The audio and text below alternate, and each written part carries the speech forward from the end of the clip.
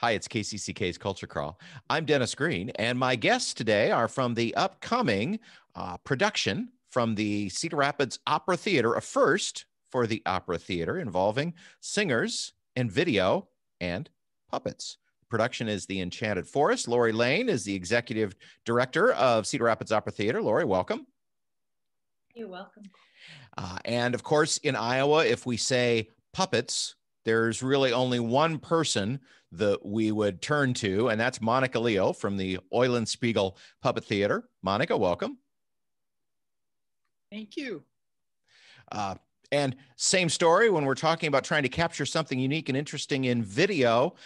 Clay Bergeron is everybody's go-to and has been for a long time. Clay, it's great to have you with us too. Thanks, Dennis. Good to see y'all. And one of the performers from the Cedar Rapids Young Artists Company is Jacob Lay. Hi, Jacob. Nice to meet you. Hi, it's good to be here. Jacob, I kind of know where everybody else is located. Where are you coming to us from today? Currently, I'm at the University of Tennessee in Knoxville, Tennessee. Originally from Atlanta, Georgia, but right now I'm in Knoxville, not too far away. Okay. All right. Well, again, thanks to all of you for being with me today. The production is called The Enchanted Forest. And Lori, I'm going to ask you to start. Just kind of tell me about how this all came together and how you brought all the different aspects of this to create this program. Well, we do an annual children's opera, and traditionally it tours in January for a couple of weeks, elementary schools in Cedar Rapids, and then we do 2 public performances. We've been doing this since 2002. It's a great service that we can give the community because we offer it for free, but it's also a really nice opportunity for our Young Artist Program members because they exclusively inhabit this cast, to have a show that they just do, and they get to go out, and it's like workshopping because they're doing it day after day after day for a week and a half or 2 weeks, and every audience is different. I mean, I think we've all had a little experience with elementary aged kids. You just never quite know what's going to happen. This year, we were obligated to do this. We have a contract with Cedar Rapids Community School District, but we were all very aware, even last summer when we finalized it, that we may not be able to do this in person. So we started making some initial plans for how would we possibly videotape it. And originally we thought, well, we'll just videotape the artists doing it together. We ordered some singers' masks and sent them to the costumer to see if maybe she could work those into the costuming for the characters. But then it just became clear that it wasn't going to be safe or recommendable to have them in such close proximity like they need to be to perform the show. So we looked at other options, and we do have a great resource here in Eastern Iowa with Eulenspeigel, and so I reached out to Monica, and she was very interested. I had spoken to her about a year ago about another project that we were thinking about incorporating puppets into, so it was nice that we had already had the opportunity to get acquainted. And then we brought the young artists in early December to record the soundtrack at the Paramount Theater, where they could stretch themselves across the stage, be in the same room and interactive in that manner, have the right sound, but everybody was safe. And then the recording was handed off to Monica and her assistant, Stephanie Velez, and they did great things with it. And Clay was along for the whole ride. He video recorded interviews with each of the artists when they were in Cedar Rapids last December, and also recorded them singing their arias from the performance, so that the students who see this get the opportunity to really see what it's like when these artists are singing and put a person with the puppet. Monica, let's talk about bringing this show to life using the puppets. When you create your own original stories or adapt stories, you're kind of starting from scratch. And this was a case where you were kind of brought something of a finished work together. Mm-hmm. Was the process the same as with one of your original shows, or what was different about this? Well, to some extent, of course, the process was the same. because, you know, a lot of it is figuring out how to choreograph the puppets, where they move and what they do on stage. Of course, we didn't have to write a script, which is something that we usually do. That was provided. One of the things that I tried to do when I built the puppets is I had Lori send me pictures of all of the singers, and I tried to make the puppets to some degree look like the singers that they were representing, even though I knew that kids wouldn't be seeing them at the same time. I thought it'd be fun to do that. And I think I succeeded better with some than others, but that's partly because of photography. You know, it's always hard to do a portrait from a photograph. But that was a fun challenge. And then of course we had to figure out we had the soundtrack, and then we had to figure out what you do with the puppets during the music, because of course it's the vast majority, 90% of it is music.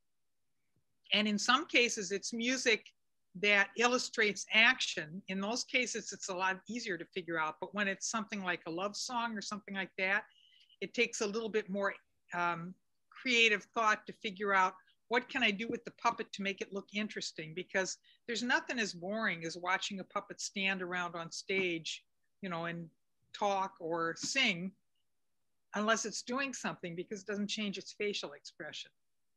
Jacob, I have to ask, when I saw you on the video, I saw you smile when Monica talked about trying to make the puppets match a little bit the facial characteristics of their principals. How did you feel when you saw yours? Oh, I will say on behalf of all four of the young artists, we all adored them. Everybody wanted to buy theirs immediately. It's like, I want a puppet of myself, no matter how creepy that might be to some people. I think that might happen, Jacob. I'm looking forward to it. Jacob, tell me about the process of laying down these tracks of singing it, because, you know, obviously for your part, you just sang your arias, as Lori said, on stage, in kind of an empty theater. But in your mind, I'm sure you're also trying to allow, time and space for the character to breathe and for Monica to do her thing. You're not just going to sing the song, because in your mind, even though it's not you moving, the character is going to be moving and doing actions. How did that inform your performance? Yeah, I mean, you really hit the nail on the head there. I had the privilege of performing this show live in the 2019, or I guess 2020 performances in January. So I had a staging and a set of actions in my head already that we had done for the previous performances. And one of my colleagues, Benjamin Burney, the tenor who played the lover in this production, also was with me in that one. So we were very often exchanging looks of and little actions of what the staging was from before. So we definitely in our head had a very clear roadmap of what our character is doing, and pretty much the same timing as from when we had done it before. But yeah, you definitely can't sing through it without being cognizant of what the characters are actually doing at that moment, because I mean, it informs how you sing it. It informs like the timing of it, the tempos, the inflections, and that's even like the space between the different numbers, and how much time you leave before the next dialogue and everything. So yeah. Well, Clay, let's talk about the actual production of this. Was shooting puppets, was that a first for you? Totally a first. Yeah, I've done a lot of things, but shooting puppets, I didn't know what to expect. And in this type of thing, you don't really even go to a rehearsal or a setup or anything. You just kind of show up and say, "Oh, the set is 8 foot tall instead of 4 foot tall. We had to build a kind of a scaffold. Lori and we were walking around TCR looking for something I could elevate all my gear. shooting the singers on stage was also interesting because again, there's not a big budget. So I tried to do a one camera shoot and make it look like it was a multi-camera shoot to make it interesting. And it worked out real well. I must commend Jacob and the other singers that it is not easy to sing as an ensemble when everybody is at least 15 feet apart, scattered over an entire stage, and say they did a great job of doing that. And we can talk a little bit more about shooting the stuff, but I thought it was just an interesting project. I want to share one anecdote. When I first walked on stage, when we were going to first do the audio recording, I didn't know anybody, and I walked on stage with my camera, and I see the four young singers kind of milling about in their masks, and I walked up to move up to the front, and one of the gals, Bridget, I believe, in her full mask, was standing at the stage. We had the stage lights on so you could see the face, and she was staring out into this empty vastness of the seats, and her eyes were glistening, and I noticed that she was actually tearing up, and she was just standing there in silence. And she says, "This is the first time I've stood on stage in 11 months. I've missed it so much." And it was just an emotional thing before we even got started. I thought that was pretty interesting, and how much these people really enjoy what they do and as good at as they are. The production is the Enchanted Forest with the Cedar Rapids Opera Theatre and Eulenspeigel Puppet Theatre. And traditionally, as you said at the top of the show, Lori, you do this for, a few schools, as many as you can work into your tour. But one of the, side benefits of how we're doing things these days is this is also going to be able to get out to a lot more students than normal. Yes, it is. I'm not sure how Cedar Rapids Public Schools will distribute it because in the past, we've done the same show 2 years running because we can only hit half of the elementary schools each season. They'll have access, all of them will have access to it. And then we are offering it to all other districts in the Grant Wood AEA region. So that's really exciting. And it with the show is an accompanying curriculum for the music teachers. And this year, bonus, Monica has provided some materials on the types of puppets that are used and how to build them. So it has the potential to be a really an even more impressive curricular enhancement for these teachers. Well, engaging different kinds of artistic and creative output, if I can imagine a young person watching this, and if, singing is not their thing, maybe not having it reach them. But if they like to make things with their hands, learning a little bit more about the puppets, Monica is a way to reach out to an entirely different creative aspect than you would normally get with a musical presentation.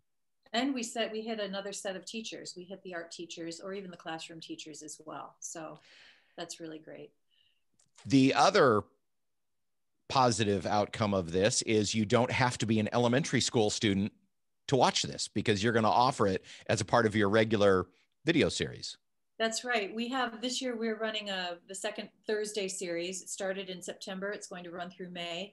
And March 11th, the Enchanted Forest will be our release. So it will be available starting at 7 p.m. on Thursday, March 11th, and then it will remain for on-demand viewing through August at cropera.org. And that, of course, is the website where people can go if you'd like more information about this or any of the other Cedar Rapids Opera Theater programs. Lori, Monica, Clay, and Jacob, I want to thank you very much for being with me today. I would say good luck with the show, but it's kind of already in the can. Done deal. So it's already there, but it just sounds like, again, as all of our organizations and companies have done over this last year, figuring out a way to take the lemons that the pandemic has given us and make some lemonade out of it and making it real positive. So thank you all for the production, and thanks for being with me today. Thank you, Dennis. Thank you. Thank you. You can hear the Culture Crawl live on the radio Thursdays and Fridays at 10:20, or download the podcast, watch or listen on your own schedule at kcck.org or wherever you get your podcasts. I'm Dennis Green, and I'll talk to you later.